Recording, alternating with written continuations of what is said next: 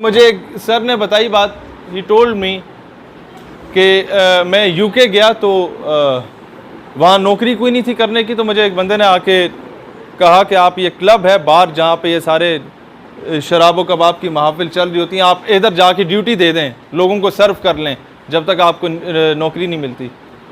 कहते जब वहाँ पर मैंने देखा कि औरत के साथ क्या सलूक किया जा रहा है, तो मुझे अंदाज़ा हुआ कि पाकिस्तान में औरत का बहुत मर्तबा, बहुत मकाम है, जो इज्जत दी जाती है।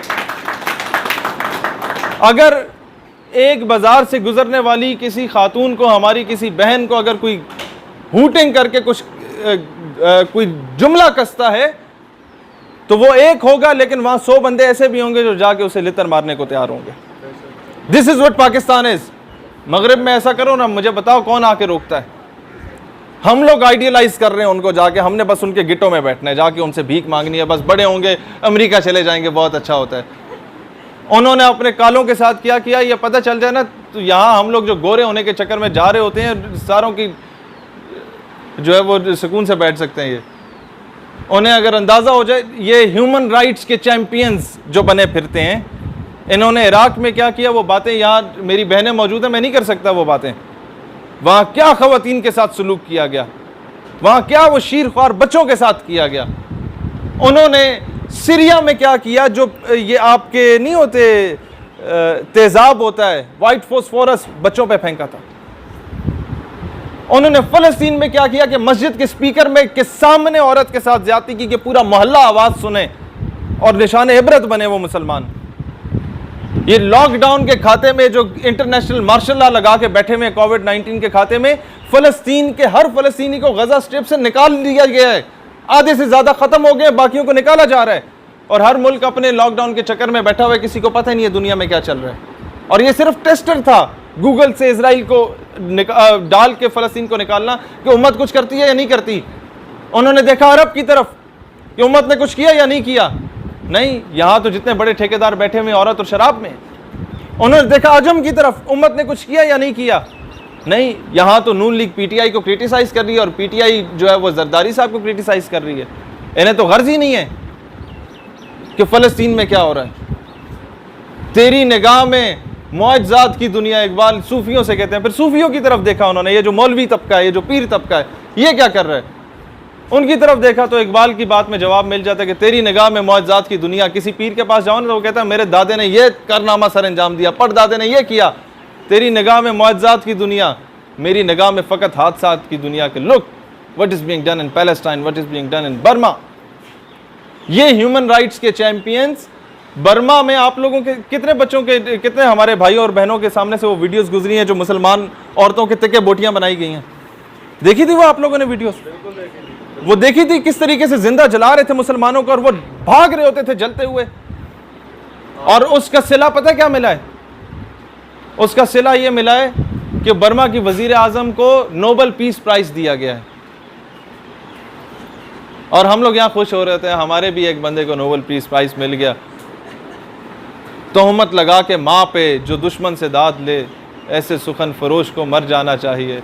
मेरी कल कुछ टीचर्स से मुलाकात हुई, एक बड़ी काफ़ी काबिल गौर बात। उन्होंने कहा हम लोग कुछ ओ लेवल्स के स्कूल्स हैं जहाँ एलीट क्लास के बच्चे सारे पढ़ते हैं, तो वहाँ पर मैंने फ़िज़िक्स के लेक्चर के साथ थोड़ा सा उन्हें बताना शुरू किया कि मॉरल वैल्यूज़ क्या होती हैं, बच्चा बड़ों का एहतराम क्या होता है, बच्चों से प्यार क्या होता है। कहता है अगले दिन वालिदैन आ गए, उन्होंने कहा आपको पैसे मिल रहे हैं फ़िज़िक्स पढ़ाने के, फ़िज़िक्स पढ़ाएं, हमारा बच्चा बड़ी स्ट्रेस फील कर रहा है कि यार अभी मुझे मॉरल वैल्यूज़ भी सीखनी पड़ेंगी। और कहते हैं अगले दिन मैं जाके जब बच्चों को थोड़ा सा इस्लाम के बारे में बताऊं कि बेटा ये ज़रा इस तरह से होता है, आप लोग, आप में से कौन नमाज़ पढ़ के आज ज़रा पढ़ लीजिएगा। कहते हैं इतनी सी बात की तो बच्चे हमें कहते हैं सर हमें ये चीज़ें ना बताएं, हम यहाँ पैसे तालीम के नहीं देते, हम यहाँ इस इन्वायरमेंट को एंजॉय करने के पैसे देते हैं। एक ब्यूरोक्रेट का बच्चा उधर पढ़ रहा है, एक MNA MPA का बच्चा उधर पढ़ रहा है, एक कर्नल एंड अबव रैंक का आर्मी ऑफिसर का बच्चा उधर पढ़ रहा है। मुस्तकबिल में इन्हीं बच्चों को सिफारिशों पे ला के किसी ओहदे पे बैठाया होगा जिनको अपने मोहल्ले में भी कोई नहीं जानता होगा, कोई वोट नहीं देना चाहता होगा, लेकिन क्योंकि उनके पास दौलत है, सारा कुछ है, उनके नज़रिए को मिलिया मेट किया जाएगा। उन्हें आगे बताया जाएगा कल तुम छोटा भीम बन के आओगे, कल तुम पता नहीं क्या बन के आओगे। ये नहीं बताया होगा कि कल तुम बंदे का पुत्र बन के आओगे, कोई तमीज़ सीखने आओगे। वहां से आपकी आइडियोलॉजी को तबाह कर दिया जाता है। वहां से आके आपको बताया जाता है कि यार ये महमूद गजनवी जो था ये तो सोना चुराने आया था, बजाय इसके कि वो बुत शिकन था, वो बुत फरोश नहीं था, वो एक अजीम मुजाहिद था। इसी तरीके से अब मैं आपको बताता हूँ ये क्यों इस पे काम करने की ज़रूरत क्यों है। मैं 8 साल नारे लगाऊँ ना कश्मीर बनेगा पाकिस्तान, उसकी वेटेज नहीं है। राहील शरीफ खड़े होके एक बार पूरी तकरीर में 20 मिनट में एक जुमला बोल दे कश्मीर पाकिस्तान की शहरा के, तो इंडियन मीडिया रोएगा। क्यों? क्योंकि he is at the helm of affairs, वो किसी कुर्सी पे बैठा है। तो मुस्तकबिल में हम जो मर्जी करें, वही ब्यूरोक्रेट का पुत्र, वही MNA का पुत्र उस कुर्सी पे बैठा होगा जिसकी तरबियत उन स्कूलों से हो रही है। वो जो बात करेगा उसकी वेटेज होगी, हम लोग सिर्फ ख्वार होंगे। लिहाजा आपने क्या काम करना है, जो एजुकेशन एक्सपर्ट्स हैं, हम सारे, ये मैं ओवरऑल बता रहा हूँ क्योंकि कैमरे में भी लोग सुन रहे हैं, उन तक आवाज़ पहुँच जाए। वो OA लेवल्स के ही सिस्टम में इनके स्कूलों के मुकाबले का कोई स्कूलिंग का सिस्टम ले आएँ, जहाँ पर बच्चे को दीनी तालीम और दुनियावी तालीम दोनों इकट्ठी दी जा सकें, जहाँ पर बच्चे को अप्रिशिएट किया जाए। बेटा तुम अगर FSC कर रहे हो और उसके साथ हिफ्स कर रहे हो तो तुम्हारी फीस में हम लोग एजाजी तौर पे 20% कंसेशन कर रहे हैं। तुर्की में किस तरीके से इनकलाब तैयब अर्दगान ला रहा है, जब तुर्की में बिल्कुल वेस्टर्नाइज्ड कल्चर आ गया था, तैयब अर्दगान ने जाके कहा यार अभी अगर मैंने सारों को बोलूँ ना कि बुर्का करके आ जाओ तो वो नहीं करेंगी, वो बगावत आ जाएगी, क्योंकि कल्चर अडॉप्ट कर लिया गया था। उसने पता क्या किया, उसने अपनी बेगम को हर जलसे में लेके जाना शुरू कर दिया। जहाँ कौम से खिताब करो उसने वो दुपट्टा किया हुआ होता है, तो कौम की जो ख़वातीन है वो कहती है यार सबसे अमीर कबीर आदमी तो ये है, उसकी बेगम ये है, सबसे बड़े महल में ये रहती है, इसने दुपट्टा कर दी है, ऐसे मौत नहीं पड़ी तो हमें भी नहीं पड़ेगी। और लोगों ने आइडियलाइज करना शुरू कर दिया। फिर वो मस्जिद के बाहर गाड़ी लेके खड़ा हो जाते थे तुर्की के लोग, और उसमें चॉकलेट्स लगा देते थे कि किसी बहाने बच्चे आके नमाज पढ़ लेंगे, बाहर निकलेंगे तो वो चॉकलेट भी ले लेंगे। और फिर जो हिफ्स बहुत जल्दी कर लेता था उस बच्चे को उम्रे पे भेज देना। कोई जल्दी कुरान पाक ख़त्म कर लेता था, कंप्लीट कर लेता था, तो उसको जनाब साइकिल गिफ्ट कर लेना। किसी के घर में ज़्यादा बच्चे हिफ्स कर लें तो उन्हें एजाजी तौर पे वालिदैन के साथ हज पे भेज देना। ये होती है तब्दीली। तुर्की में जो पाकिस्तानी है वो गए और उन्होंने मुझे बताया कि जब मैंने मस्जिद में सजदे में गया तो पीछे बच्चों के खेलने की आवाज़ें आ रही थी मस्जिद में। मुझे अंदाज़ा हो गया कि तुर्की वालों ने अपने आने वाली नस्ल को बचा दिया। यहाँ पर आप मस्जिद में जाते हैं तो मौलवी साहब नाराज़ होते हैं कि जी बच्चों को ना लाया करें, शोर मचाते हैं। भाई हुजूर अलैहिस्सलाम इमाम हुसैन को अपने कंधों पे बिठा के लाया करते थे। उस बात को आइडियलाइज करें, क्या मकसद था उन्हें लाने का बचपन में? ये दुनिया को बताना कि तरबियत यहाँ से शुरू होती है, तरबियत माँ की गोद से शुरू होती है, from the very first day. हम लोग आज बच्चों को स्कूलों में भेज के बरी ज़िम्मा हो जाते हैं कि बस वो टीचर पढ़ा देगा। वालिदैन बरी ज़िम्मा और टीचर को पैसों से गर्ज होती है। मेजॉरिटी बहुत अच्छे टीचर्स भी हैं लेकिन अक्सरियत को इस तरह। हाँ, राइटर्स क्या कर सकते हैं? सबसे पहले तो मैं एक बात बताऊं, जिस दिन असद खुदा ना खास्ता फौत होगा ना, आप लोग फेसबुक की DP भी लगा देंगे, बड़ा अच्छा आदमी था, बड़ा नेक आदमी था, हाइकिंग पे लेके जाया करता था। लेकिन जब ये जिंदा है तो किसी को कदर नहीं है कि यंगेस्ट राइटर है जिसने 6 किताबें लिखी हैं, किसी को कदर नहीं है। उसकी वजह क्या है कि आज तक असद को किसी ने नहीं आगे कहा होगा कि यार इस टॉपिक पे भी अगर लिख दो तो इससे कौम का भला हो जाएगा। समझ रहे हैं आप इस चीज़ को? इनसे काम लें, इनके टैलेंट को यूटिलाइज करें। आज मैं आपके सामने इनसे रिक्वेस्ट करता हूं कि निसाब तालीम में जो अमेंडमेंट्स हम लोग करना चाह रहे हैं, हम लोग सारे सती साहब जो हम सारे भाई मिलकर कैंपेन चला रहे थे, Asad is a good writer, ये अच्छी रिसर्च करके उस चीज़ पे बता सकते हैं कि किस किस क्लास में कौन कौन सा टॉपिक, कौन सी क्लास में सलाउद्दीन अय्यूबी को एडअप किया जा सकता है, कौन सी क्लास में नूरुद्दीन जंगी को एडअप किया जा सकता है। वो जाके हम गवर्नमेंट के सामने रखेंगे, इसे माने।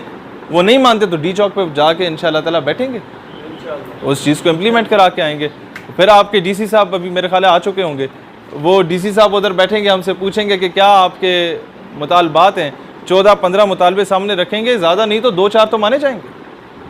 ना होने से तो बेहतर है। ये आप अपना रोल प्ले कर सकते हैं। हमारी बहनें बैठी हैं, ये अगर पूछें कि जी सर हम क्या किरदार अदा कर सकते हैं, आप रिसर्च करें।